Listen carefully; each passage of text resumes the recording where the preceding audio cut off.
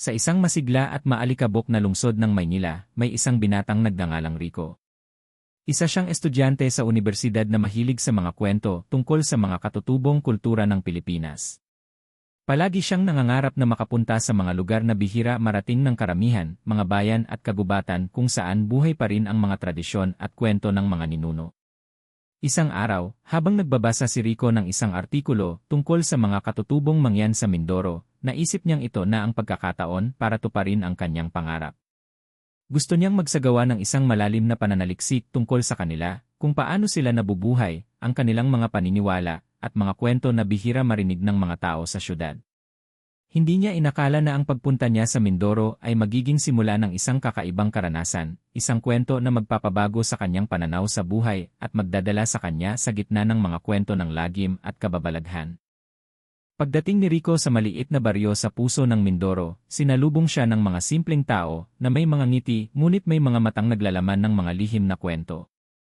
Ang paligid ay puno ng mga punong matataas at luntiang mga dahon, mga halimuyak ng kahoy, at malamig na simoy ng hangin na kakaiba sa init ng lungsod. Habang naglalakad si Rico sa baryo, napansin niyang kakaiba ang pakiramdam ng lugar. Parang may mga matang nakamasid sa kanya, ngunit hindi siya takot. Sa halip, mas lalo siyang naging mausisa sa mga kwento ng mga tao tungkol sa mga nilalang sa kagubatan. Ipinakilala siya sa ilang mga katutubo, ang mga mangyan na tumutulong sa kanya na maintindihan ang kanilang paraan ng pamumuhay. Sa bawat araw na lumilipas, mas lalo siyang nagiging komportable, ngunit may mga pagkakataon din na may kakaibang nangyayari na hindi niya maintindihan. Isang gabi, habang nakaupo siya sa harap ng isang maliit na apoy, narinig niya ang mga kwento ng matatanda tungkol sa mga aswang, mga nilalang na may kakayahang mag-anyong tao at hayop, at naghahanap ng mga biktima sa dilim ng gabi. Sa una, hindi niya pinaniwalaan ito. Para sa kanya, mga kathang-isip lamang ang mga yon. Ngunit habang lumalalim ang gabi at tumitindi ang hangin, napansin niyang tila may mga anino na gumagalaw sa paligid, at narinig niya ang mga kakaibang tunog mula sa gubat. Doon nagsimulang mag-iba ang kanyang pananaw. Hindi na lamang ito simpleng kwento, kundi tila may katotohanang nagkukubli sa dilim. Dito nagsimula ang kanyang pakikipagsapalaran, isang paglalakbay na hindi niya inaasahan, kasama ang mga katutubong mangyan na unti-unting nagturo sa kanya ng mga lihim ng kanilang bayan, pati na rin ang mga panganib na kanilang kinahaharap. Sa kabila ng mga panganib, si Rico ay determinado na matuklasan ang totoo sa likod ng mga alamat, at sa tulong ng mga mangyan, babangon siya bilang isang tapang na hindi lamang isang dayo, kundi isa ng bahagi ng kanilang kwento. 2. Ang pakikipagtagpo sa katutubong mangyan hindi nagtagal, habang si Rico ay naglalakad-lakad sa paligid ng baryo, isang araw ay naglakad siya ng mas malalim pa sa gubat. Nais niyang mas maramdaman ang kalikasan at ang buhay ng mga mangyan sa kanilang natural na paligid. Ngunit, sa kabila ng kanyang kagustuhan, napalayo siya sa daan at unti-unting naligaw. Habang naglalakad siya sa makakapal na kagubatan, naramdaman niya ang paglamig ng hangin at naririnig ang mga kakaibang tunog ng mga ibon at hayop sa paligid. Ang mga dahon sa puno ay tila humahawak sa bawat hakbang niya, at ang mga sanga ay parang mga kamay na nagbabanta na haharang sa kanyang daraanan. Sa gitna ng gubat, napadaan siya sa isang maliit na ilog kung saan nakatambay ang isang matandang lalaki. Nakasuot ito ng tradisyonal na kasuotan ng mangyan, may mga bed na palamuti sa leg, at hawak ang isang mahabang baston na yari sa kahoy. Siya ang si Datu Kaloy, isang respetadong pinuno ng mangyan community. Agad siyang napansin ni Datu Kaloy, ngunit hindi siya tinakot o pinaalis. Sa halip, tinanong siya ng matanda kung ano ang kanyang hinahanap. Nagpakilala si Rico at ipinaliwanag ang kanyang dahilan kung bakit siya napadpad doon, ang kanyang pagnanais na matutunan ang buhay ng mga mangyan at ang kanilang mga kwento. Dahil sa kabaitan at pagkamausisa ni Rico, nagdesisyon si Datu Kaloy na tulungan siya. Tinuruan siya ng matanda kung paano maglakad ng maingat sa gubat, paano mag-obserba sa mga palatandaan ng kalikasan, at higit sa lahat, kung paano igalang ang mga espiritu ng gubat na ipinagkakaloob ng mga mangyan. Nagsimula ang kanilang pagkakaibigan na puno ng pagtitiwala. Madalas silang mag-usap sa ilalim ng mga punong niyog habang nakikinig sa huni ng mga ibon. Ikinuwento ni Datu Kaloy ang mga sinaunang kwento ng kanilang lahi, mga alamat tungkol sa mga diwata, espiritu, at mga nilalang na naglalagi sa kagubatan. Ngunit kasabay ng mga magagandang kwento, may mga babala rin siyang ibinahagi. Ipinaliwanag niya ang kahalagahan ng respeto sa kalikasan at kung paano nagbabantay ang mga mangyan sa kanilang lupain laban sa mga panganib na dala ng modernong mundo, pati na rin ang mga nilalang na tinatawag nilang mga aswang. Si Rico ay unti-unting nakikilala ang tunay na buhay ng mga mangyan, hindi lamang ang kanilang mga kwento, kundi pati na rin ang kanilang mga tradisyon, paniniwala, at pakikipaglaban para mapanatili ang kanilang kultura. Sa tulong ni Datu Kaloy, natutunan ni Rico ang kahalagahan ng pagtutulungan, respeto, at pakikipagkapwa. Hindi na siya simpleng dayo na naghahanap lamang ng impormasyon, kundi naging bahagi siya ng kanilang kwento, ng kanilang laban. Isang gabi, habang sila ay nag-uusap sa ilalim ng mga bituin, napansin ni Rico ang kakaibang pagtingin ni Datu Kaloy. Para bang may mabigat na nais sabihin ang matanda, ngunit pinili niyang hintayin ang tamang panahon upang ipahayag ito. Doon, unti-unting nagsimula ang isang bagong kabanata ng kwento, isang paglalakbay na puno ng misteryo, panganib at tapang. 3. Ang babala ng mga matatanda paglipas ng ilang araw, habang mas lalo pang nakakabuo ng tiwala si Rico sa mga mangyan, isang gabi ay inimbitahan siya sa isang pagtitipon sa gitna ng baryo. Dito nagsama-sama ang mga matatanda ng komunidad, mga taong may mga taglay na karunungan tungkol sa kanilang kultura at mga kwento ng nakaraan. Sa payak na liwanag ng apoy, nagsimulang magkwento ang isang matandang babae na kilala bilang si Aling Lila, isang herbalista at tagapangalaga ng mga tradisyon. Ang kanyang mga mata ay malalim at tila nakakita ng mga bagay na hindi basta nakikita ng iba.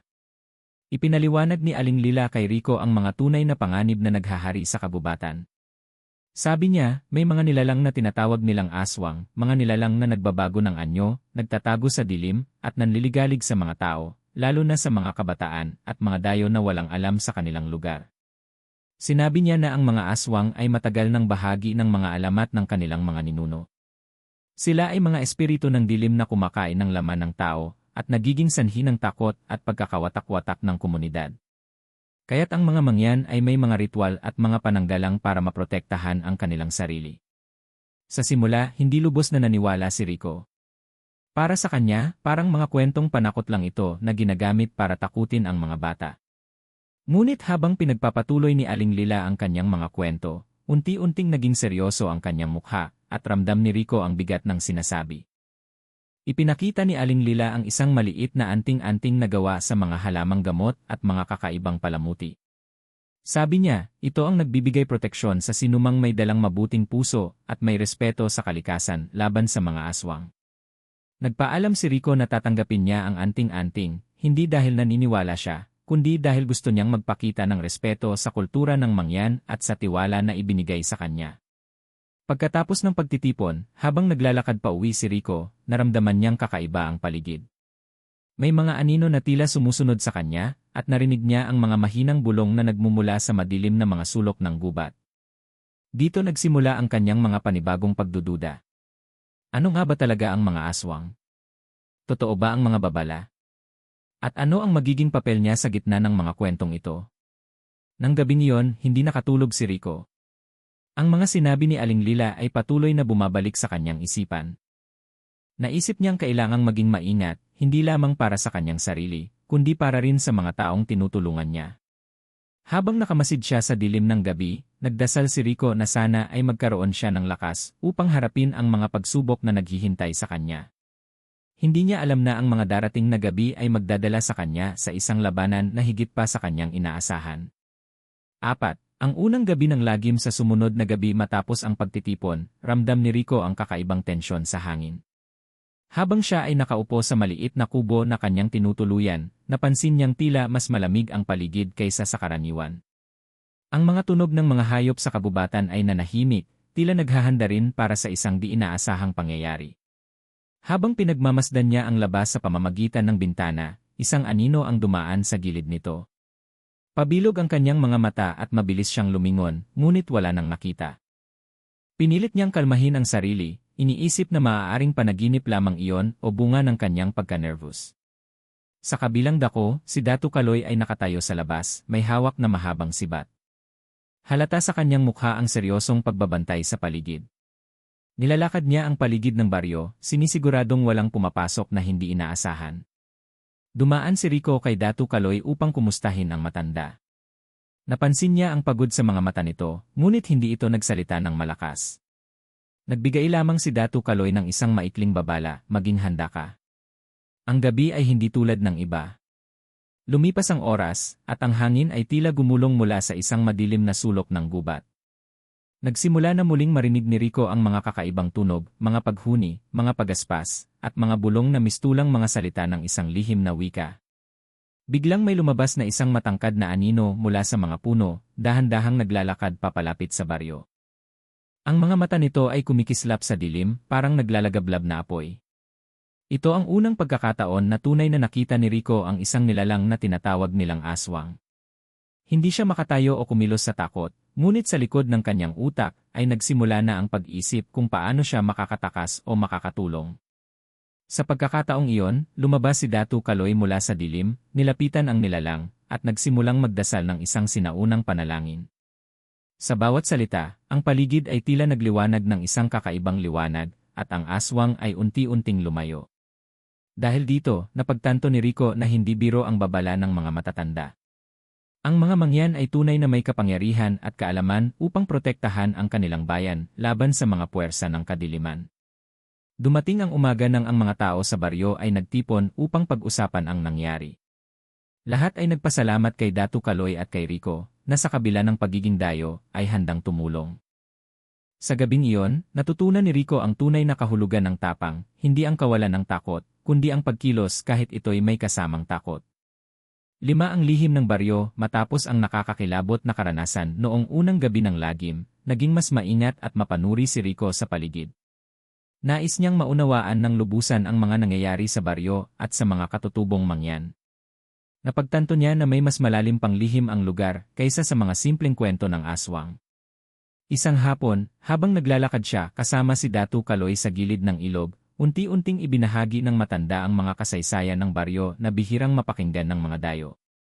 Araw-araw, may labanang nagaganap dito, sabi ni Datu Kaloy habang pinagmamasdan ang dumadaloy na tubig. Hindi ito laban ng mga tao laban sa tao, kundi laban ng liwanag at dilim. Ang baryong ito ay nasa gitna ng mga puwersa na naglalaban, at ang mga aswang ay hindi simpleng mga alamat lamang. Ikwinento ni Datu Kaloy ang pinagmulan ng mga aswang, na sila ay mga nilalang na dating tao rin, ngunit nawala sa kanilang landas at naging mga nilalang ng kadiliman dahil sa kasamaan o sumpa. Sila ay patuloy na naglalakbay sa gabi, naghahanap ng biktima upang mapanatili ang kanilang buhay. Ngunit hindi lamang ang mga aswang ang bantang dapat paghandaan ng baryo. May mga ibang nilalang na kumikilos sa dilim, mga espiritu na minsan ay tumutulong, ngunit kung minsan ay nagiging mapanganib rin. Upang maprotektahan ang baryo, may mga ritual na isinasagawa tuwing gabi ng bagong buwan. Sa ritual na ito, nagtitipon ang mga mangyan upang tawagin ang mga espiritu ng kalikasan, humingi ng proteksyon, at ipakita ang kanilang pagkakaisa laban sa mga puwersa ng kadiliman. Ipinakita ni Datu Kaloy kay Rico ang isang lumang libro na gawa sa dahon ng kawayan, kung saan nakasulat ang mga sinaunang panalangin, mga kasaysayan, at mga ritual ng baryo. Maraming salita rito ang hindi maintindihan ni Rico, ngunit naramdaman niya ang bigat ng bawat linya, parang bawat salita ay may buhay. Sa mga araw na sumunod, tinuruan ni Datu Kaloy si Rico kung paano magsagawa ng ilang simpleng ritual, ang paggamit ng mga halamang gamot, paglalagay ng mga simbolo sa paligid ng kubo, at ang pag-awit ng mga panalangin na nagpapalakas ng loob at proteksyon.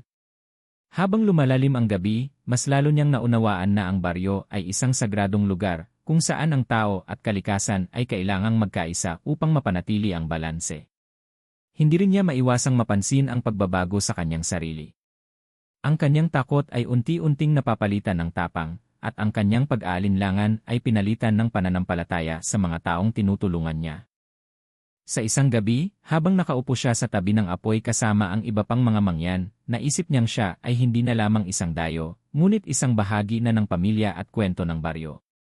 6. Ang malaking pagsubok. Isang gabi na tila tahimik at payapa, nagising ang buong baryo sa isang nakababahalang balita, na wala ang isang batang mangyan na si Lito, na anak ng isa sa mga kilalang pamilya sa baryo. Agad nag-alsa ang komunidad, at nagsimulang maghanap ang mga tao sa paligid ng kabubatan. Dahil sa malapit na pagkakaibigan ni Rico at Datu Kaloy, ipinakiusap sa binata na sumama sa paghahanap.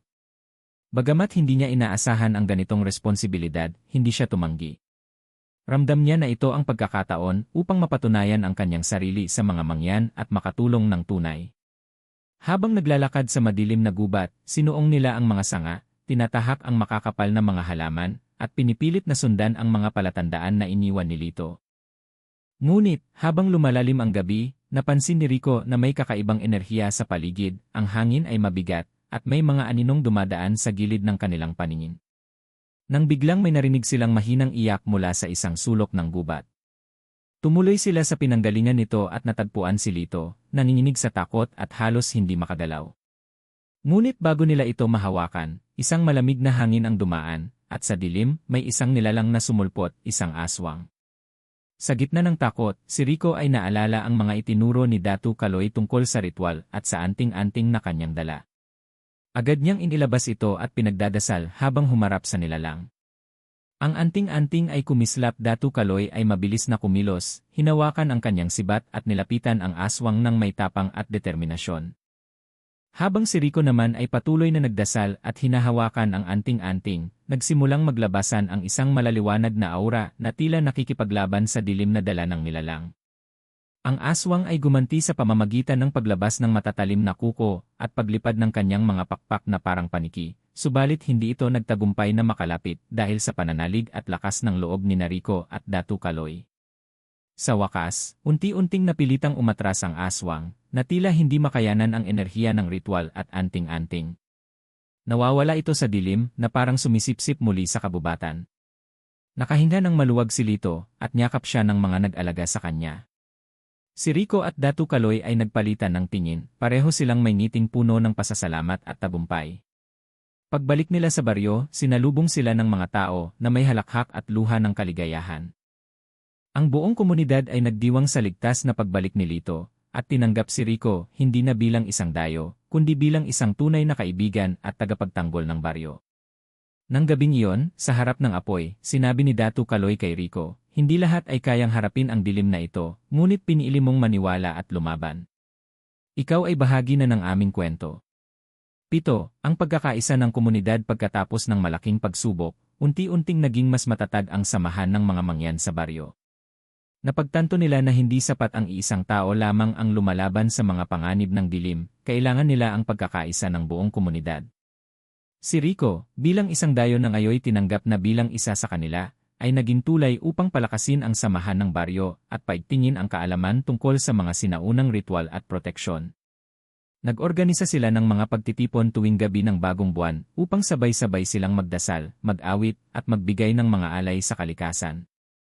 Tiniyak nila na bawat miyembro ng baryo, bata man o matanda, ay may alam sa mga pananggalang laban sa aswang at iba pang nilalang. Sa tulong ni Rico, nagkaroon din sila ng mga aralin kung paano gamitin ang mga halamang gamot at anting-anting. Itinuro niya ang kahalagahan ng pagtutulungan at pagrespeto sa kalikasan, na siyang puso ng kanilang kultura at proteksyon. Dumaan ang mga buwan at napansin ni Rico ang pagbabago sa mga tao. Hindi na sila natatakot sa gabi dahil alam nilang hindi sila nag-iisa. Ang mga kwento ng takot ay napalitan ng mga kwento ng tapang at pagkakaisa. Nagpatuloy din ang pagtuturo ni Datu Kaloy kay Rico ng mas malalim na kaalaman, mga lihim ng kalikasan, mga espiritu ng kabubatan, at mga sinaunang pamamaraan na nagpapalakas sa kanilang komunidad. Isang araw, habang naglalakad sila sa gitna ng kabubatan, naisip ni Rico kung paano niya naramdaman na ang kanyang buhay ay nagbago ng dahil sa kanyang pagkakaibigan sa mga mangyan. Hindi na siya simpleng dayo na naghahanap lamang ng kwento, siya ay naging bahagi ng isang mas malawak na pamilya na may misyon na protektahan ang kultura, kalikasan, at kapayapaan ng kanilang bayan. 8. Ang bagong simula at pag-asa. Sa paglipas ng panahon, unti-unting nakilala ang baryo ng mga mangyan bilang isang lugar na may malalim na kasaysayan, kultura, at katatagan. Ang mga kwento ng aswang ay hindi na lamang takot, kundi paalala ng kahalagahan ng pagkakaisa at respeto sa kalikasan. Si Rico, na dating isang dayo lamang, ay naging isang tagapagsalaysay ng kanilang kwento sa mga bagong henerasyon at mga dayo na dumarating. Ginamit niya ang kanyang mga karanasan upang ipalaganap ang tunay na diwa ng kultura at ang tapang ng mga mangyan. Kasabay nito, nagpatuloy ang komunidad sa kanilang mga ritual at pangangalaga sa kanilang lupain. Hindi nila pinabayaan ang mga paniniwala at tradisyon, bagkus ay pinagyaman nila ito upang maging sandigan laban sa mga pagbabanta.